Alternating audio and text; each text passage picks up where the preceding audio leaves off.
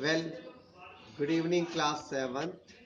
Today we shall be discussing on our environment. Environment may be defined as the place, things, and the nature that surround us. See, environment is the basic requirement of human beings. It gives us air to breathe, water to drink, land to live, and food to eat. Environment can be divided into environment can be divided into two parts: natural environment and human environment. See, the natural environment refers to biotic and abiotic conditions of the earth, and the human environment refers to the activities, the creations, the interactions among human beings. Those interactions may be positive, may be negative. However, both these physical and biological components of environment interact with each other and produce certain changes which create favorable conditions for human beings to live on the earth. But these components of the environment are not static. They are subject to different processes of changes which are sometimes slow and sometimes very sudden.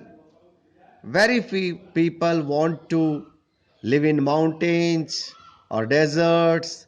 See, everyone wants to live in plains where the climate is suitable and the conditions for living are easy.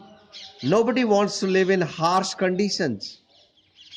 People like to live in places where the land is fertile, climate is pleasant, and means of transport and communication are abundant in a lot of.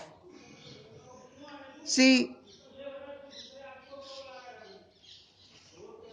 when we talk about the domains of the environment, the domains of the environment are lithosphere, hydrosphere, and biosphere. Atmosphere is also very important. Atmosphere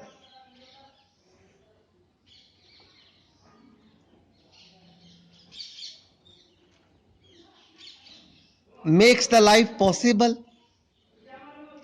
It gives us air, water, heat, everything. It processes us and it protects us against the harmful rays of the sun, against the meteorites. Recently, 2-3 days before, also, we had been hearing about a meteorite where we had the real danger of striking the earth. Do you know most of the meteorites pose this danger of striking the earth, but our atmosphere protects us. It saves us because as soon as they enter the atmosphere, they burn. So the atmosphere, in fact, is like a blanket. This layer around the earth is a colorless, odorless, tasteless ocean of gases, water, and dust particles. See, if we want to go from the highest to the lowest of these layers of the atmosphere, then the troposphere is the layer where the weather happens. All the weather conditions happen in the troposphere layer. Above the troposphere layer is the stratosphere, and in between them is the ozone layer. You must have heard a lot about the ozone layer, and the good thing about which you recently must have heard after this lockdown, the earlier we had been hearing for the last 10 to 15 days that ozone layer has a hole because of the pollution. And the day before yesterday, we had a news coming, a pleasant news among all this corona and the lockdown. And the news was that the hole that was created due to pollution in the ozone layer has been filled up, and now the ozone layer is absolutely hole free. So this ozone layer that observes the sun's harmful ultraviolet rays is between the stratosphere and the troposphere. So that is the importance of the atmosphere. If we talk about the lithosphere is derived from the Greek word lithos. Lithos means rocks. The lithosphere is the solid section of the earth, which includes earth crust as well as the underlying cool, dense and the upper part of the upper mantle. The average thickness of the lithosphere comes to be about 100 kilometer. Lithosphere again has two layers. Those two layers are Sial and the Sima. Sial is the outer layer of the earth. It is the solid layer and it is rich in silica and aluminium.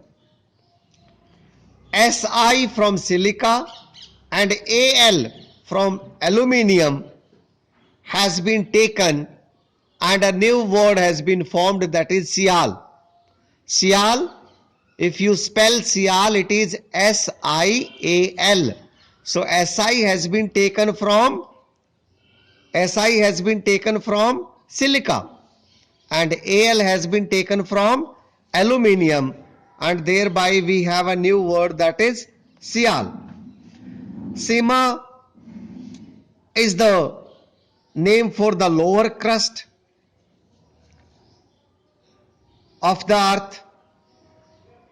The layer is made of rocks rich in magnesium and silicate minerals, Si from silicates and Ma from magnesium has been taken, and a new word Sima has been formed. The importance of lithosphere is that the outer covering of the earth, which is called the lithosphere, is very important. It provides us the soil cover indispensable for the growth of the plants, and it provides us with all the rocks and minerals we need for the mechanical and chemical purposes. Let's talk about, see, we have talked about the atmosphere, we have talked about the lithosphere. Let's talk about the hydrosphere. Hydrosphere is the liquid water component of the earth.